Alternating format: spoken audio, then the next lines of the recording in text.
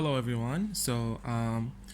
In case you want to understand the concept of the limit, here it goes. I hope in this video I can help you in being able to visualize the concept of the limit. And I'm gonna write the definition and I will teach you, try to explain for you what's the meaning of the everything. So basically the idea of the limit is this. In the limit, when we talk about limits, we are talking about basically is the approximation of the function to a certain point. So I'm not talking about the value of the function at that point. No, I am talking about the approaching for the function for that point. So for example, we have a point C here and we have this function. So in the limit, what I'm doing is that I am not counting the value of C at the function, no, like how much it is, no. I am counting how much the function, what's the value that the function approaches as I approach this value C. So it's not a value at the function, no, it's an approximation for a value at that function. So as am I approaching C, what is my f of x is approaching? That's the idea. Okay, so this syntax here written like this, limit for f of x as x goes to c equal to f of c. Okay, of course I should write L here because C, when you talk about limits, it doesn't matter that the point here exists or not.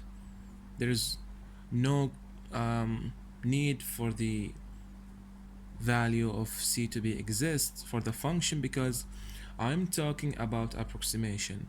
So I've written this here as an open circle just to let you know that when we talk about limits, doesn't need that I have this to be exist because it doesn't matter for me that this exists because in the end of the day I don't care about its existence, but what I care about is that am I approaching it or not. That's the idea of the limit. And of course when we talk about then continuity, then I should have this value for itself to be existed. So then I will have continuity in my function.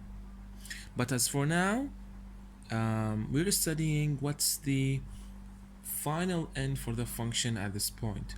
So when I say a limit for f of x equal to f of c, limit basically means what is the end of my function, which is going to be f of c. Okay, and I should write it here as L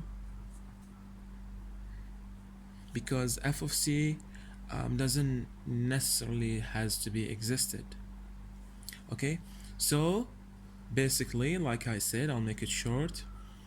Studying the limit means that what is the f of x approaching as x goes to c from both sides, actually, because I'm talking about 2D here. When it goes to 3D, it's going to be different. So yeah, as x approaches c, what is my f of x approaching, which is L in this example. So I hope what I've just spoken about can clear up for you some ideas about the limit. So whenever you see a limit, in many questions we do what other people do is that they substitute the value of x and they think that it's a value, but it's not. It's an approaching, it's a limit. I'm studying the limit, the end of the function, where it is going, where it is approaching. I'm not studying the value of that point.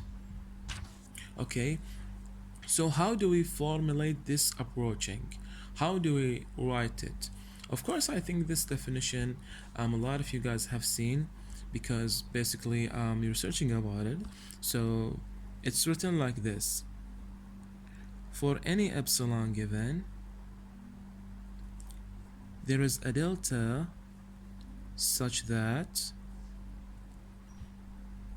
I have f of x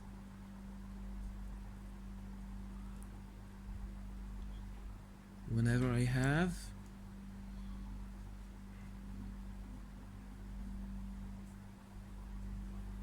like this. Okay, so what this means actually, this is the definition.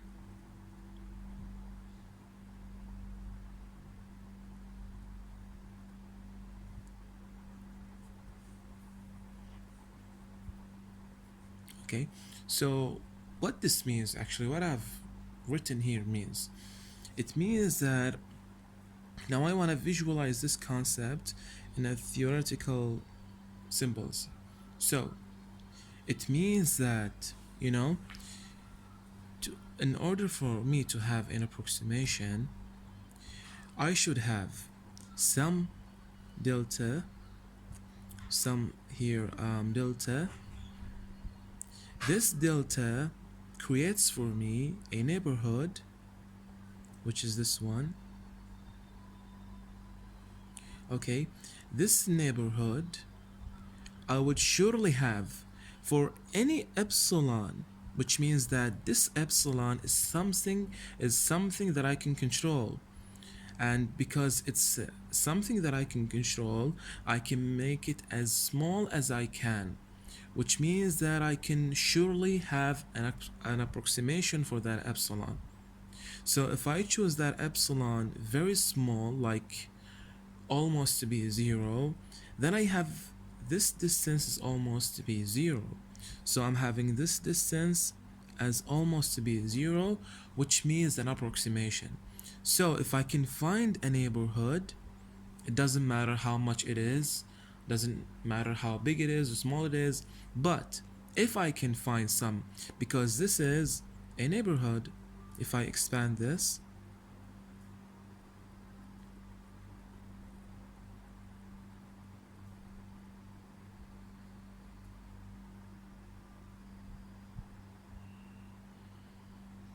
so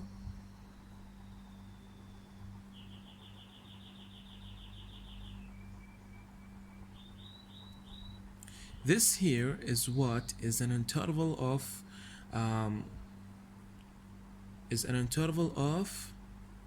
let me call it a better way. I won't say it's an interval of convergence. I would say this interval is the interval that guarantees for me an approximation for the function. So the meaning of this definition is that if I can find a delta, if I can find some delta, this delta, if I can find a delta such that I have an interval that gives me an approximation, then this means that I have an approximation for my function, which means that the function approaches the value of L. So I hope, guys, I have clarified for you what's the meaning of this. For first time studying this, it may not seem that obvious to you. You need some practice, you need some examples to solve, but the basic concept of this idea is this. Okay, normally we have questions we solve, but the idea is this. I want to guarantee that I have an approximation for that value, so I'm looking for some delta, for some neighborhood here. This neighborhood here is created by the delta, guarantees for me that I have something very small, which guarantees for me an approximation. So I hope this idea is clear for you guys, and if any one of you have any question, comment below, and I hope I can answer you as soon as I can. Thank you for watching.